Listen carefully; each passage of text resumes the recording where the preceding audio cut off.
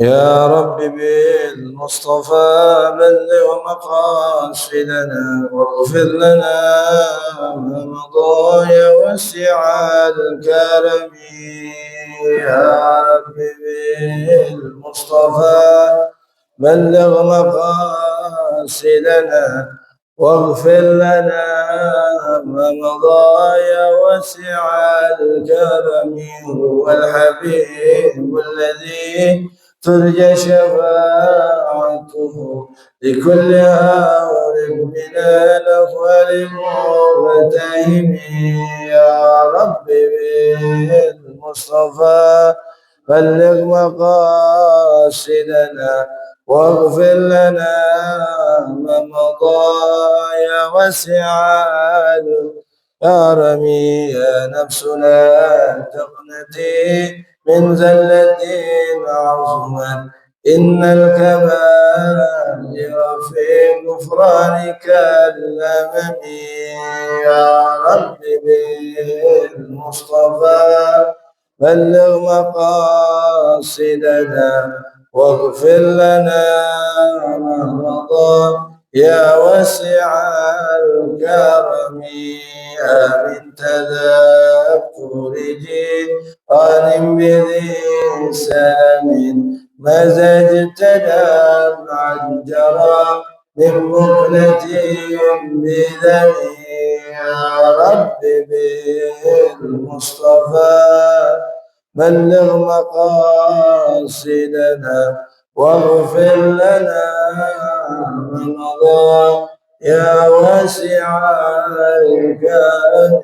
اللهم صل وسلم وبارك عليه وعلى آله.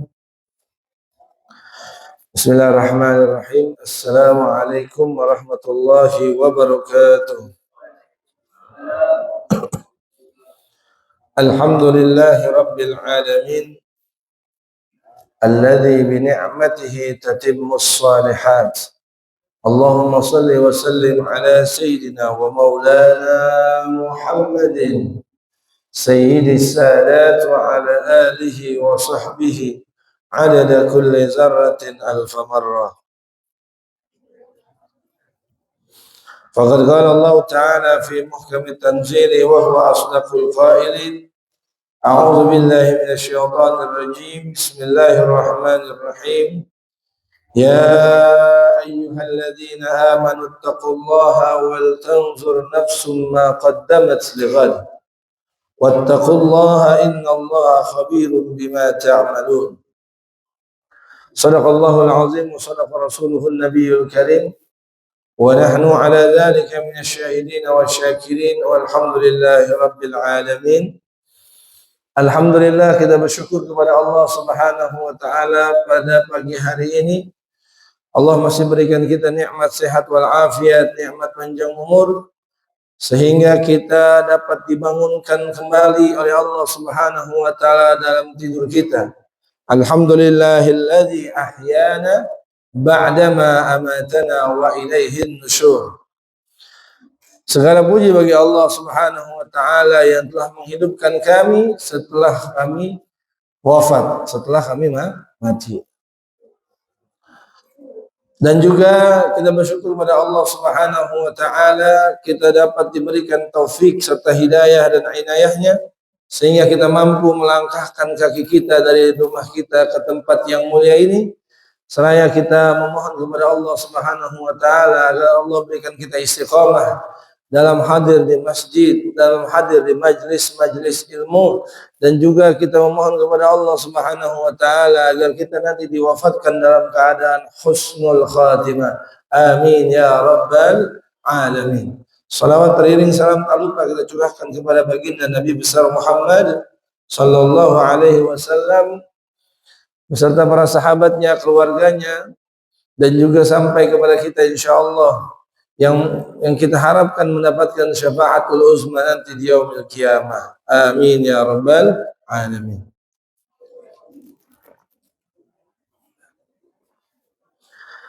Jamaah yang dimuliakan oleh Allah Subhanahu wa taala, alhamdulillah kita berada di penghujung bulan Zulqa'dah. di penghujung bulan Zulqa'dah, Zulhijjah, mohon maaf, di penghujung bulan Zulhijjah dan akan menyongsong bulan dan tahun yang baru. Muharram sudah di depan mata. Seminggu lagi kita akan menyambut bulan Muharram. Di akhir-akhir bulan Zulhijjah ini kita dianjurkan oleh Allah Subhanahu wa taala untuk senantiasa bermuhasabah, berintrospeksi diri kita, menyiapkan bekal diri kita. Sudah berapa banyakkah amal ibadah yang sudah kita kerjakan? Sudah berapa manfaatkah umur kita ini dipergunakan, dan berapa lama sudah kita memfokuskan diri kita untuk menyiapkan bekal-bekal kita menuju perjalanan yang paling jauh, perjalanan menghadap Allah Subhanahu wa taala. Dan sebaik-baiknya perbekalan kata Allah Subhanahu wa taala, fatazawwadu fa inna khairaz zadit taqwa. Berbekalah kalian karena sesungguhnya sebaik-baiknya perbekalan adalah ketakwaan kepada Allah Subhanahu wa taala. Jadi umur yang Allah berikan kepada kita yang dibahasakan dalam Al-Qur'an dan hadis sebagai umur. Kemudian umur itu pun jadi resapan bahasa Arab ke dalam bahasa Indonesia. Ya, umur juga maknanya umur. Di dalam surah Yasin dijelaskan Allah Subhanahu wa taala berfirman, "Wa man nu'ammirhu nunakkishu fil khalqi afala ta'qilun." Umur ini dalam bahasa Arab maknanya adalah sesuatu yang ayyu'ammar. Asal katanya anna yu'ammar itu artinya sesuatu yang bisa kita manfaatkan, seberapa banyak kita bisa manfaatkan. Maka seandainya Allah Subhanahu wa taala nanti menanyakan umur kita, berapa lama kita nanti sudah hidup di dunia, kemudian kita misalkan di dunia pun kita menyadari di dunia ini kita udah 40 tahun, udah ada yang 30 tahun, sudah ada yang 50 tahun, hakikatnya Allah ingin bertanya kepada kita, seberapa manfaat umur kita selama 40 tahun atau 30 tahun atau 50 tahun yang Allah sudah berikan kepada kita. Seyogianya Allah Subhanahu wa taala sudah tegaskan dalam Al-Qur'an, in ahsantum ahsantum li anfusikum wa in asatum falaha. Kalau kalian berbuat baik, hakikatnya kebaikan itu buat kalian juga kata Allah. Wa in asatum falaha. Kalau kalian berbuat keburukan, sama keburukan itu akan berbalik kepada kalian. Jadi seberapa bermanfaat diri kita, umur kita selama 40 tahun, 30 tahun atau 50 tahun yang sudah kita rasakan, yang sudah Allah berikan kepada kita. Seberapa bermanfaatkah umur kita kerjakan atau kita alami atau kita pergunakan. Tinggal bagaimana tahun-tahun ke depan, sehingga Allah Subhanahu wa taala katakan dalam firman-Nya tadi, orang yang sudah Allah tambahkan umurnya, wa man nu'ammirhu, Allah masih berikan umur buat dia, nunakkishu fil khalqi. Hakikatnya dalam penciptaan Allah, Allah turunkan itu penciptaannya. Artinya jatah kita umurnya hakikatnya berkurang. Makanya orang-orang kalau kita milad kemudian begitu senangnya dengan berbuat pesta-pesta yang meriah, ya, birthday yang meriah, hakikatnya dia sedang merayakan sedikit lagi kematiannya. Harusnya ulang tahun ataupun perayaan tahun-tahun baru itu kita habisi atau kita pergunakan dengan hal-hal yang positif. Ya, salah satunya sebagaimana Sayyidina Umar bin Khattab radhiyallahu an, beliau mengatakan, hasibu qabla an tuhasabu. Hisablah diri kalian sebelum kalian dihisab oleh Allah Subhanahu wa taala. Hisabnya bagaimana? Hisabnya itu yang memperhitungkan. Hasiba yahsabu itu menghitung, artinya menghitung apa? Amal-amal kita. Setiap hari sebetulnya kita dianjurkan untuk bermuhasabah. Sehari apa yang kita kerjakan hari ini, malam kita ingat sebelum tidur dianjurkan untuk kita bermuhasabah. Kita banyak istighfar dengan apa yang sudah kita kerjakan di hari ini. Ya Allah, hari ini saya berbuat dosa ini, ya Allah. Apabila kita mendapat kenikmatan, kita bersyukur juga di dalamnya. Ya Allah, alhamdulillah hari ini rezekinya Engkau berikan banyak, ya Allah.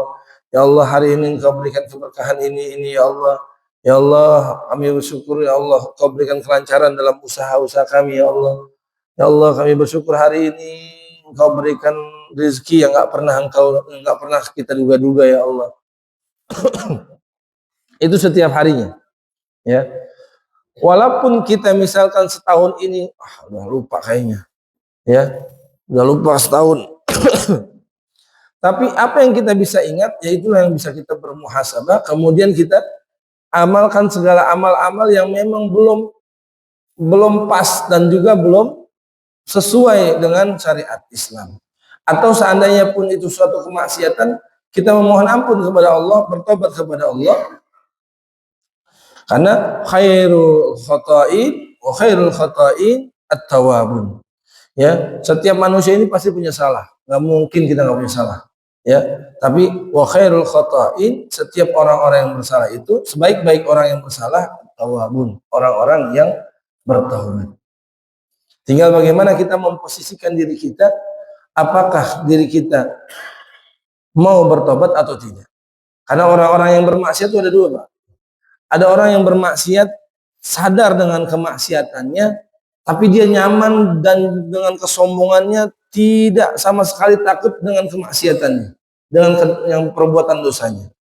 Ada yang kedua, orang yang bermaksiat, tapi dia tidak sadar dengan kemaksiatannya, sehingga diri dia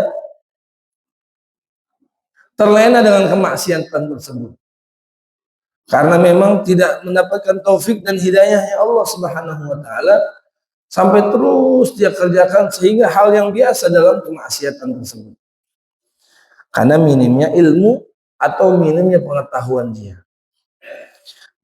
Nah, seandainya kita sudah tahu ini suatu kemaksiatan, suatu perbuatan dosa, kemudian diri kita tidak mau bertobat dan tidak ada sedikit pun azam itu penyesalan dalam diri kita dalam berbuat maksiat tersebut, karena udah keseringan itu berbuat dosa tersebut, maksiat tersebut, sehingga udah jadi hal yang biasa.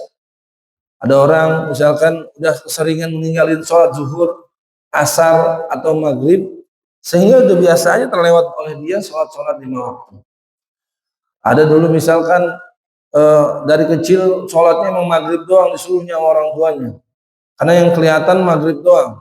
Sono sholat maghrib ke masjid, tapi zuhur asar isya subuhnya nggak dikontrol sama ibunya sama orang tuanya, sehingga anak ini tersebut bertumbuh dewasa, terus yang tertanam karakter itu akhirnya yang dikerjakan hanya maghrib.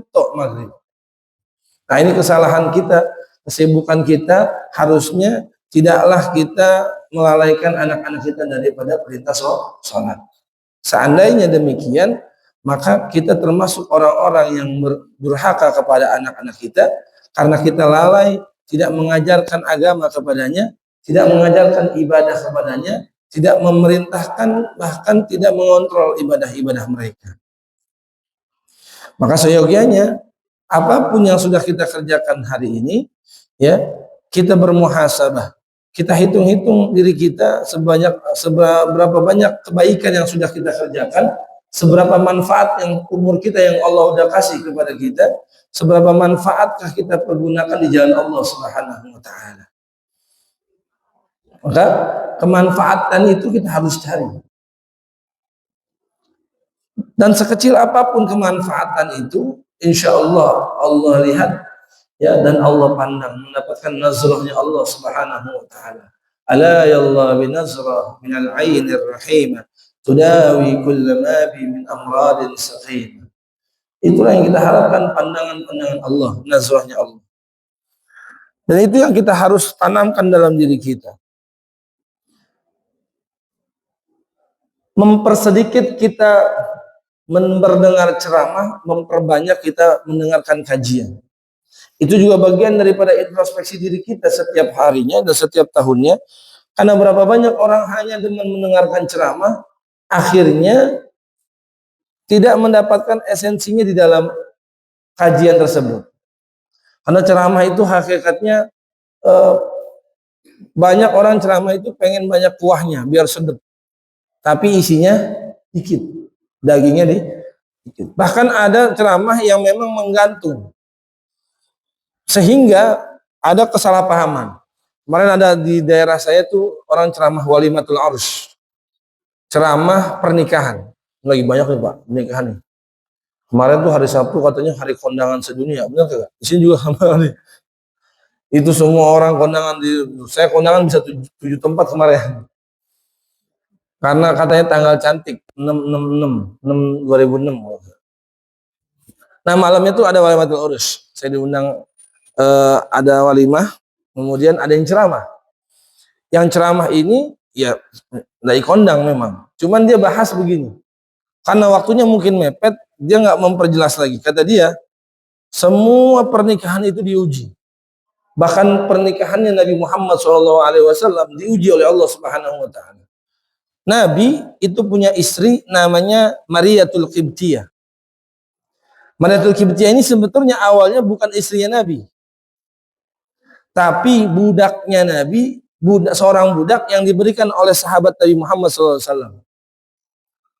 Namanya Mariyatul Qibtiyah. Nah, ketika Mariyatul Qibtiyah itu menjadi budak, dia membahas seolah-olah Nabi ini kepergok selingkuh sama Mariyatul Qibtiyah.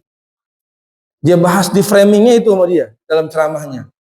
Sayyidatuna Hafsah, istrinya Nabi juga, datang ke rumah Nabi, kemudian melihat Nabi sedang selingkuh katanya sama Mariyatul Qibtiyah. Mariyatul Qibtiyah ini salah seorang budaknya Nabi Muhammad SAW, yang di dalam surah At-Tahrim dijelaskan budak itu halal ya untuk dinikahi. Akhirnya saat itu dia menggambarkan, seorang penceramah ini menggambarkan Nabi seolah-olah memang sedang mendapatkan ujian pernikahan. Segitu banyak beberapa istrinya itu semuanya seolah-olah menghakimi Nabi dengan memberikan satu nasihat bahwa ini nggak sesuai syariat Allah ya Rasulullah, seolah-olah mengajari Nabi. Maka bagaimana ketauhidan kita yang diajarkan oleh Al-Imam Al-Asy'ari wal Maturidiyah, bahwa Nabi kita Nabi Muhammad SAW itu adalah maksum. Maksum itu terbebas, terlepas, terhindar daripada dosa, terhindar daripada kesalahan. Maka karena framingnya seperti itu, seolah-olah Nabi ini nggak maksum lagi. Karena waktunya sempit, dia tidak perjelas semuanya. Mungkin kalau dia perjelas dalam kajian akan lebih bijak orang menerimanya. Audiensnya akan lebih menerima, oh ini bukan kesalah paham, ini hanya kesalahpahaman saja antara saya dan Sayyidatuna Hafsah dengan Nabi Muhammad SAW yang saat itu sedang berduaan dalam kamar dengan Mariyatul Qibtiyah. Akhirnya diperjelas dalam surah At-Tahrim bahwa itu diperbolehkan, turun ayat tersebut diperbolehkan budak itu untuk dinikahi. Maka statusnya Mariyatul Qibtiyah itu sebetulnya budaknya Nabi yang memang dipersenting oleh Nabi, dinikahi sama Nabi Muhammad SAW. Dan terus ya framing itu jadinya jadi fitnah. Ya setelah acara tersebut, banyak yang laporan sama saya. Itu gimana penceramah kemarin? Kok Nabi dibilang begini. Aduh, ini bener kan saya bilang kayaknya kurang pas waktunya sehingga nggak diperjelas lagi sama dia. Padahal memang dalam saat pas ceramah tersebut dia sedang menceritakan sewaktu dia kuliah di UIN Syarif Hidayatullah di IAIN Jakarta, dia ketemu dosen liberal katanya. Dalam Fakultas Usuluddin itu memang terkenal banyak dosen-dosen liberal sehingga menyampaikan hal-hal tersebut. Ya, dia liberal itu dia bebas mengutarakan apa yang dia baca, apa yang dia ketahui, tidak lagi dia mengambil esensi-esensi ilmu-ilmu yang lain. Ya, dalam ilmu tauhid kita dijelaskan bahwa kita disuruh meyakini bahwa Nabi ini maksum, ya, terhindar daripada dosa. Sehingga tidak ada fitnah buat Nabi, ya. Beliau itu pernah berzina waliyazubillah. Karena pun di dalam Barzanji dalam riwayat yang dijelaskan beliau itu hafizal ilahu karamatan li Muhammadin aba'uhu imjad saunan li ismihi. Nabi itu dijaga keturunan ke bawah, keturunan dari atasnya itu dijaga oleh Allah Subhanahu wa taala sampai nurnya Nabi Muhammad SAW itu terlahir. Itu dijaga semuanya keturunan Nabi Muhammad ayat cicit-cicitnya di atas itu semuanya leluhurnya Nabi Muhammad itu semua dijaga hafizul ilahu karamatan li Muhammadin. Dijaga oleh Allah Subhanahu wa taala daripada perbuatan-perbuatan zina dan perbuatan-perbuatan dosa. Sehingga orang-orang yang menyimpan sulbi nurnya Nabi Muhammad itu mendapatkan kemuliaan-kemuliaan dari Allah Subhanahu wa taala. Bahkan ya orang tuanya Nabi Muhammad SAW, Sayyidina Abdullah, yang saat itu hampir saja diajak berzina oleh seorang janda, kemudian mau dinikahi, ya, janda kaya yang mau yang rela dinikahi oleh Sayyidina Abdullah saat itu Sayyidina Abdullah masih ada nurnya Nabi Muhammad, masih ada sulbinya Nabi Muhammad, belum masuk ke rahimnya Sayyidatuna Aminah. Nah saat itu Sayyidina Abdullah diajak menikah, bahkan diajak berzina sama seorang janda kaya. Lalu untungnya di situ ada sulbinya Nabi Muhammad, terhindar dari zina. Kemudian dia bilang, engkau kalau suka sama saya, ntar saya ngomong dulu sama istri saya, kita nikah, nggak usah berzina. Akhirnya dia pulang bertemu dengan Sayyidatuna Aminah, izin mau nikah sama janda kaya tersebut. Setelah diizinin, ya, sebelum diizinin, beliau berhubungan suami istri dulu dengan Sayyidatuna Aminah. Ya, setelah berhubungan dia izin dia mau nikah lagi. Akhirnya diizinkan oleh Sayyidatuna Aminah untuk menikah lagi. Ternyata malam itu setelah dia berhubungan suami istri dengan Sayyidatuna Aminah, sulbinya Nabi Muhammad SAW, nurnya Nabi Muhammad berpindah ke rahimnya Sayyidatuna Aminah. Sampai akhirnya Sayyidina Abdullah balik lagi nih dari sini nama istrinya, balik lagi kepada janda kaya tadi, dan janda kaya tadi nggak jadi mau nikahin Sayyidina Abdullah karena dia lihat beda. Kemarin kau saya lihat bercahaya, gagah, keantungnya bukan main katanya. Kok sekarang beda, biasa-biasa aja katanya. Nggak, saya nggak jadi nikah sama kau. Akhirnya Sayyidina Abdullah nggak jadi nikah, ya, karena cahayanya nurnya Nabi Muhammad SAW itu ya terjaga dia dari zina, dan juga cahayanya itu membuat dirinya orang-orang terpukau melihat dia. Karena cahaya Nabi sudah pindah ke rahimnya ke Sayyidatuna Aminah, sehingga Sayyidina Abdullah kembali lagi seperti beliau ya sedia kala, karena nurnya Nabi Muhammad sudah pindah ke rahim ibunya. Nah begitulah Nabi Muhammad SAW dijaga oleh Allah Subhanahu wa taala dengan segala macam kemaksuman yang sudah diyakini oleh akidah kita Al-Asy'ariyah wal Maturidiyah, bahwa Nabi Muhammad SAW itu adalah maksum, ya, terhindar daripada dosa. Nah ini ya sebagian dari introspeksi diri kita. Perbanyak duduk di majelis-majelis ilmu dalam kajian, jangan perbanyak dengerin ceramah. Ya, ceramah boleh kita dengarkan, tapi harus diimbangi dengan kajian-kajian. Ya, karena kalau tidak, ya banyak ilmu-ilmu yang serampangan, ilmu-ilmu yang tidak bersanad yang kita pegang. Contoh misalkan, ya ada beberapa ulama-ulama yang menyampaikan satu hadis yang sebetulnya itu bukan hadis. Sering kita dengar an-nazafatu minal iman. Qala Rasulullah SAW bersabda, an-nazafatu minal iman, kebersihan itu adalah sebagian pada iman. kalimatnya bagus, tapi ini bukan perkataan Nabi, bukan hadis Nabi, maka salah orang yang mengatakan ini hadis Nabi, ya. Ini menjadi suatu hal ancaman yang Nabi Muhammad SAW berikan kepada umatnya. Siapa yang mengucapkan sesuatu atas namaku, ya, yang padahal aku tidak mengucapkan hal tersebut, falyatabawwa maq'adahu minan nar, maka siap-siap dirinya dia disiapkan di tempat neraka paling bawah oleh Allah Subhanahu wa taala. Kalau menyebut sesuatu yang bukan perkataan Nabi, disebut-sebut perkataan Nabi. Karena ini bagian daripada hadis-hadis dhaif, ada hadis maudhu. Kalau hadis dhaif masih agak mending lah, hanya periwayatannya aja. Masih ada kemungkinan bahwa itu perkataan Nabi. Hanya karena dalam ilmu hadis itu, hadis yang dhaif itu hadis yang memang disampaikan oleh para perawi-perawi yang tidak masuk dalam kriteria hadis sahih. Contoh misalkan dalam dobitnya, hafalannya mungkin kurang, yang menyampaikan hadis tersebut perawinya kurang hafalannya, atau pernah berbuat maksiat sekali aja, itu sudah menurunkan derajat hadis. Kalau hadisnya dhaif, itu masih ada toleransinya dalam agama, boleh dipakai, tapi tidak boleh dipakai buat hujjah, hanya boleh dipakai buat fadhailul a'mal. Boleh untuk targhib buat tarhib. Boleh dipakai hadis dhaif itu untuk menyemangati dalam ibadah.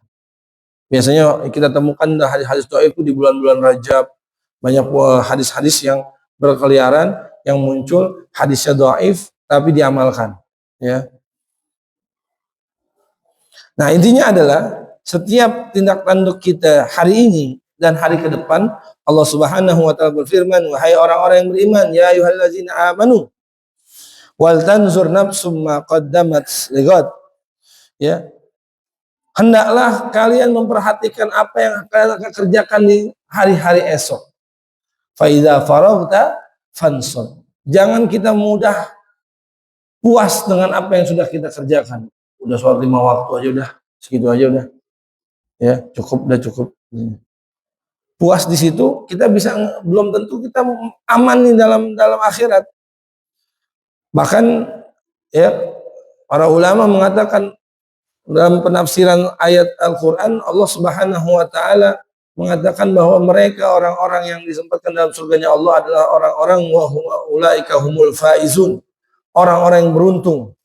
Jadi kata para ulama, ya, dalam penafsiran ini bukan sholat kita yang menuntun kita dalam surga kita, bukan sedekah zakat kita, tetapi keberuntungan kita di sisi Allah Subhanahu wa taala dalam mendapatkan keridhaan Allah Subhanahu wa taala. Lantas bagaimana, apakah kita nggak usah sholat? Ya, kita cari keberuntungan sama Allah aja. Bagaimana kita mau dapat keberuntungan dari Allah kalau kita nggak mengerjakan perintahnya? Jadi jangan, kadang salah orang menyampaikan, ya, sholat kita ini nggak menjadi satu patokan mereka dapat surga. Ibadah zakat kalian nggak menjadi patokan kalian dapat surganya Allah, ya. Tapi orang-orang yang beruntunglah yang bakal mendapatkan surganya Allah Subhanahu wa taala. Nah, orang yang beruntungnya itu, orang yang diridhoinya Allah itu harus diperjelas lagi. Siapa mereka orang yang beruntung? Mereka lah yang senantiasa menjalankan ibadah, sholat, ibadah, zakat, puasa karena Allah Subhanahu wa taala, bukan karena niat-niat yang lain. Maka seyogianya, ya, kita bermuhasabah diri kita saat ini adalah bagaimana sholat kita. Apakah sholat kita dari kecil kita itu, ya, yang cuma nunggang-nungging sujud aja, ya, terus sampai besar kita begitu juga? Berarti kualitas sholat kita itu belum naik, belum ada rasa zauk dalam hati kita untuk merasakan bagaimana sholat kita ini diterima oleh Allah Subhanahu wa taala, dan belum merasakan bagaimana diri kita ini menghadap Allah. Padahal setiap semua sholat dia baca inna sholati wa nusuki wa mahyaya wa mamati lillahi rabbil alamin. Sesungguhnya hidupku, matiku, ibadahku semuanya, ya, itu semuanya buat Allah. Wajjahtu wajhiya lilladzi fataras samawati. Aku menghadap kepadamu ya Rabb. Maka penting kita dalam sholat itu menambahi ibadah-ibadah sholat itu dengan penjiwaan, pemaknaan, memahami makna yang kita baca. Ketika kita takbir Allahu Akbar, kita sedang mengagungkan Allah. Allah lebih besar, kita kecil. Kita rasakan bahwa diri kita lebih kecil. Kita itu nggak ada apa-apanya. Jabatan kita, pangkat kita, ya kekayaan kita tuh taruh semua kalau lagi ibadah. Jangan kita bawa-bawa dalam ibadah kita. Sehingga kita akan merasa kecil di hadapan Allah.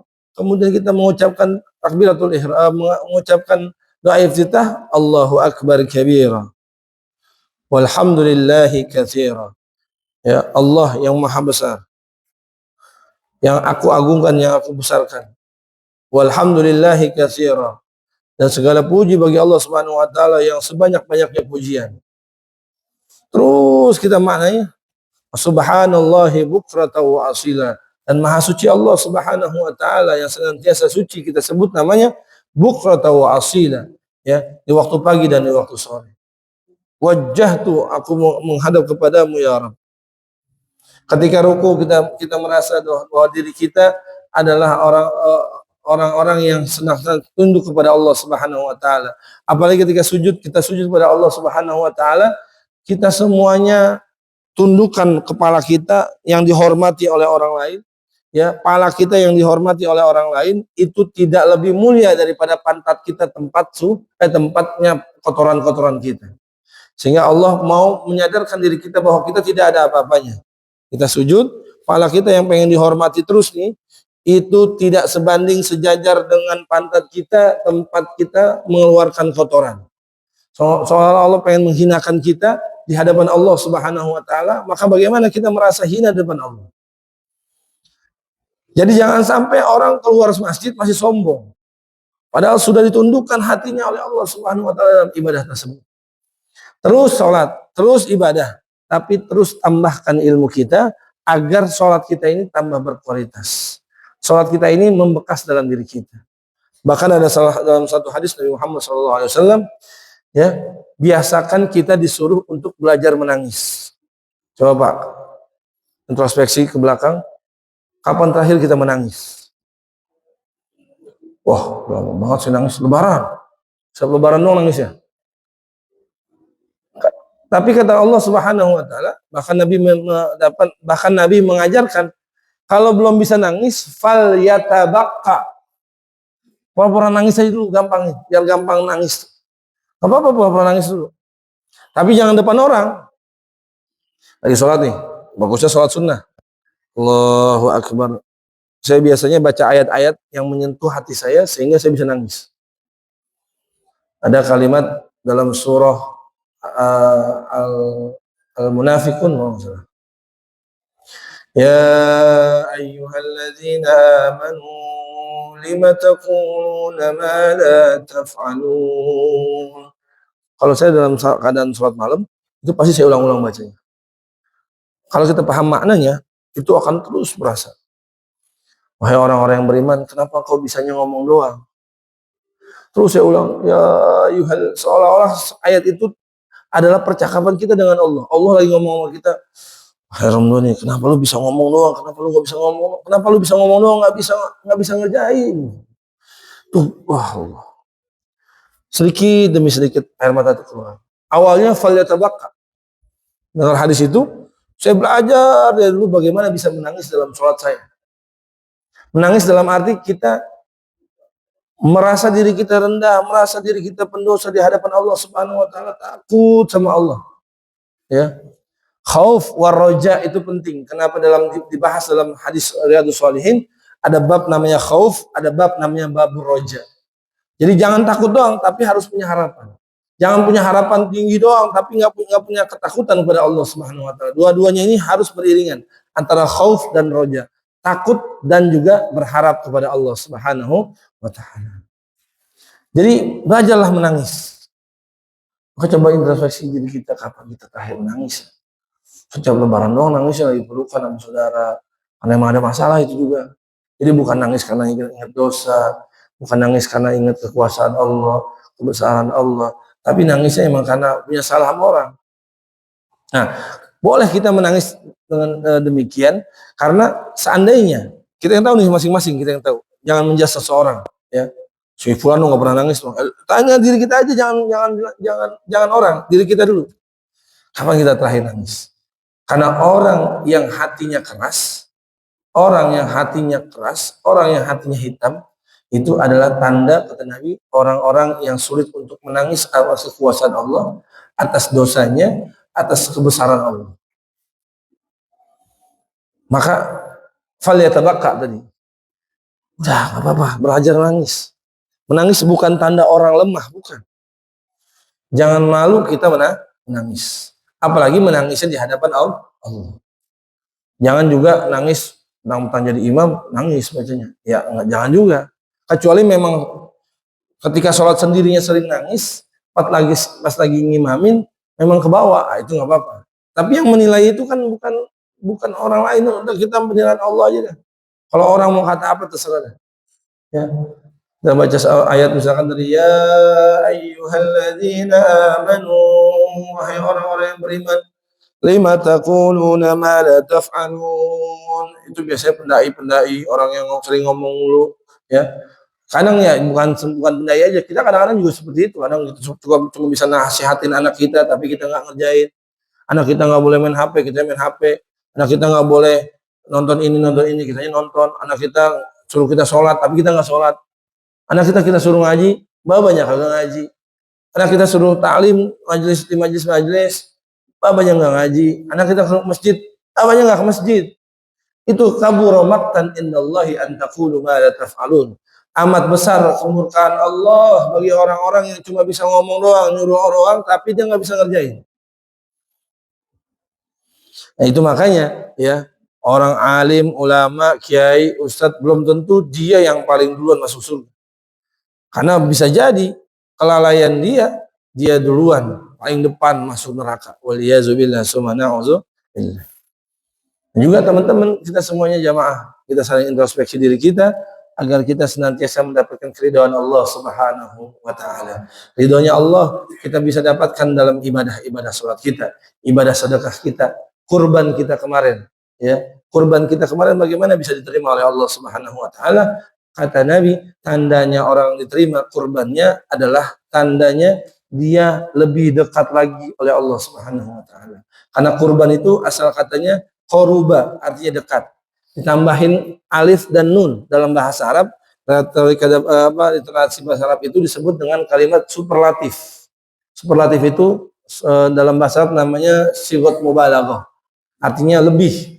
Orang yang sudah dekat akan lebih dekat lagi kepada Allah Subhanahu wa taala ketika mereka sudah mengeluarkan kurban dalam Idul Kurban. Maka ketika ada orang yang berkurban tapi tidak membuat dirinya lebih dekat lagi kepada Allah Subhanahu wa taala, maka dipastikan pasti ada salah dalam niatnya berkurban. Maka setiap apa yang kita kerjakan dalam ibadah kita butuh ilmu. Sehingga ilmu tersebutlah yang mengarahkan kita dalam keridhaan Allah Subhanahu wa taala. Mudah-mudahan Allah berikan kita semuanya taufik, hidayah dan inayahnya, sehingga Allah berikan kita terus bimbingan dalam menjalankan sisa-sisa umur kita ini, yang sisa 5 tahun, ada yang sisa 10 tahun, ada yang sisa setahun lagi, ada yang sisa sehari lagi, ada yang sisa beberapa hari lagi. Semuanya itu kita manfaatkan, ayah ikhwan. Ya, semuanya kita manfaatkan, jangan kita lalai, jangan kita terlangai, jangan kita tergoda oleh godaan-godaan syaitan. Masih muda, masih 40 tahun, belum 50 tahun, ntar aja ibadahnya, ntar aja ke masjidnya. Itu godaan-godaan syaitan yang senantiasa digoda oleh Allah, yang senantiasa syaitan itu menggoda kita untuk menjauhkan diri kita kepada Allah Subhanahu wa taala. Mudah-mudahan Allah lindungi kita daripada godaan-godaan syaitan tersebut, dan juga Allah berikan kita taufik dan inayahnya sehingga kita bisa mengerjakan istiqomah dalam ibadah-ibadah yang untuk mendekatkan diri kita kepada Allah Subhanahu wa taala dan menggapai ridho Allah Subhanahu wa taala. Amin. Amin ya rabbal alamin. Sebelum kita tutup, mari silakan kita berikan kesempatan kalau ada waktu untuk bertanya, silakan. Alhamdulillah.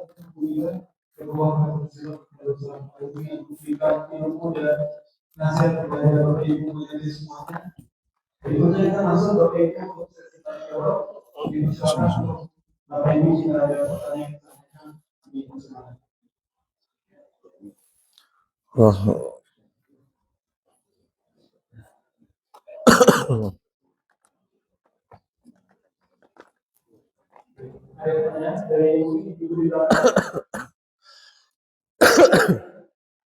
Oh,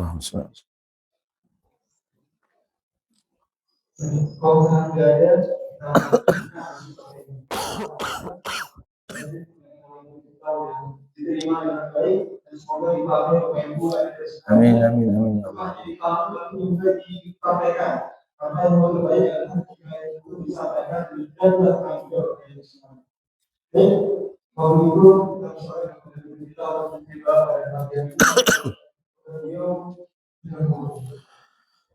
Marilah kita semuanya menundukkan kepala kita, memohon kepada Allah Subhanahu wa taala agar doa-doa kita diterima oleh Allah Subhanahu wa taala. Khusus ada jamaah kita yang mertuanya sedang sakit, yakni mertuanya Bapak Dadang, namanya Bapak Effendi Swanda bin Idi Swanda yang sedang dirawat dalam rumah sakit. Semoga Allah angkat penyakitnya, Allah jadikan penyakitnya menjadi penggugur daripada dosa-dosanya. Allahumma shfi mardahu wa mardal muslimin shifaan ajilan shifaan la yughadiru saqama wa la alama. Dan juga saudara-saudara kita yang lain mungkin dalam keadaan sakit atau jamaah kita yang lain mungkin dalam keadaan sakit, mudah-mudahan Allah angkat juga penyakitnya, Allah jadikan penyakitnya menjadi penggugur dosa-dosa kita semua. Dan juga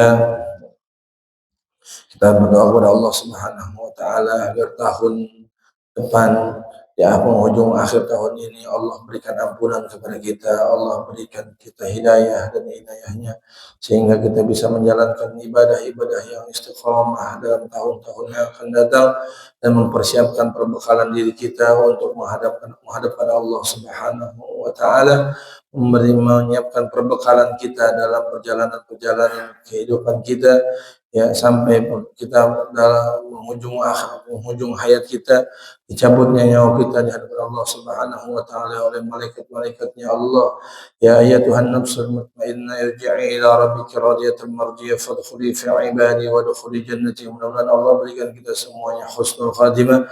Ya Allah biha, ya Allah biha, ya Allah bihusnil khatimah.